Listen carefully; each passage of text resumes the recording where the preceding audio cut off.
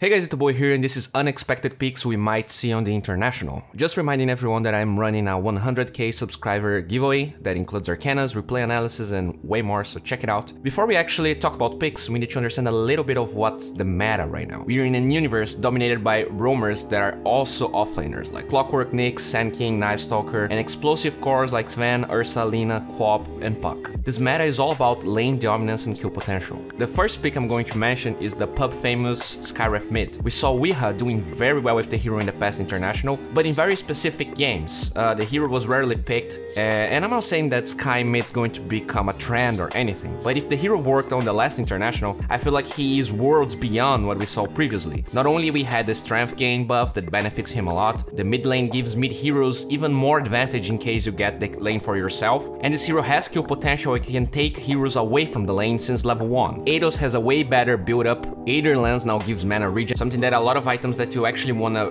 build on Skyref don't give, which is awesome. But above all else, X-Scepter and the talents give this hero something he lacked for his entire life: more late game scaling. This hero is actually very good when you last pick it against a good matchup, and I wouldn't be surprised if we saw it.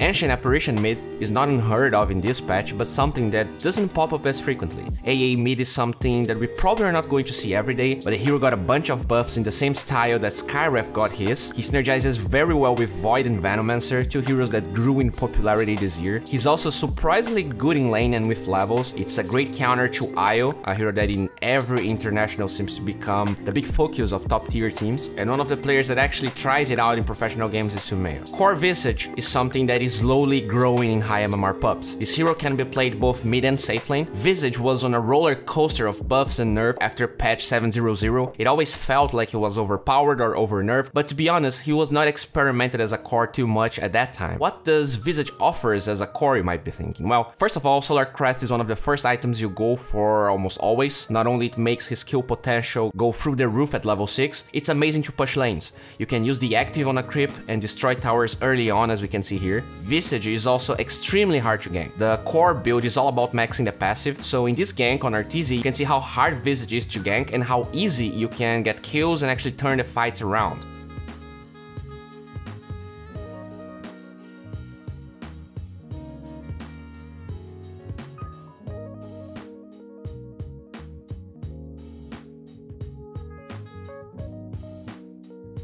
Visage is a hero that scales very well with items, has nice roche potential, split pushing possibilities with the birds, which is actually just a pretty good core that never got popular.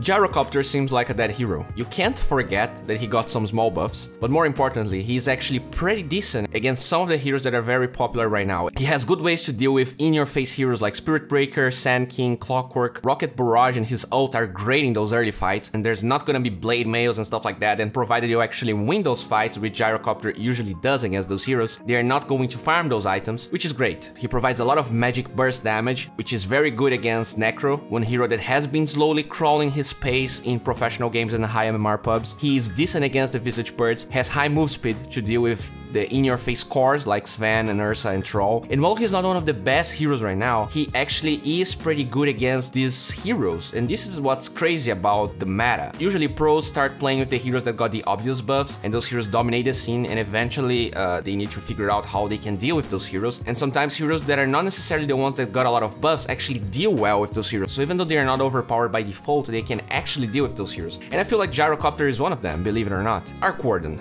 Ever since the Kiev Majors, the hero was experimented, but with not much success, but the hero rose in win rate in the 5k pubs. He had close to 48% win rate 2 months ago, and it's very clear that the hero has been figured out, reaching pretty much 52% win rate. He's kind of a greedy hero in the laning phase in the sense that he has terrible base damage, but with some buffs to his ult and turn rate, it feels like there's a ton of potential there, especially with Void being so popular. In this game, Planet Odd actually won against Secret in a very hard game against a carry Underlord, which is actually another hero that we could talk about. He's the complete opposite of Ark Warden. He is amazing in lane, unkillable, can deny and get every last hit, pushes early on and allows early grouped pushes, and this is apparently something that happens in 7k pubs, but I need to find more data about this. Bloodseeker is a hero that OG and EG like to play a lot. Noteo and Arteezy are probably the two most popular players that tried the hero before. He's a great 5th pick when the enemy has anti-mage. He's also an interesting alternative to very aggressive lanes because of the region, so you can actually deal with those very hard lanes. He's also great against melee cores. Usually those heroes don't like going Linkens, and Rupture really makes them useless for long durations. Provided you ult after BKB, you can consistently nullify their presence, and with the talents, Bloodseeker actually feels like a hero that is relevant past 30 minutes into the game. Guys, this is just the first edition of this video. If you have any weird picks that you saw in high MMR games or professional games, please hit me up,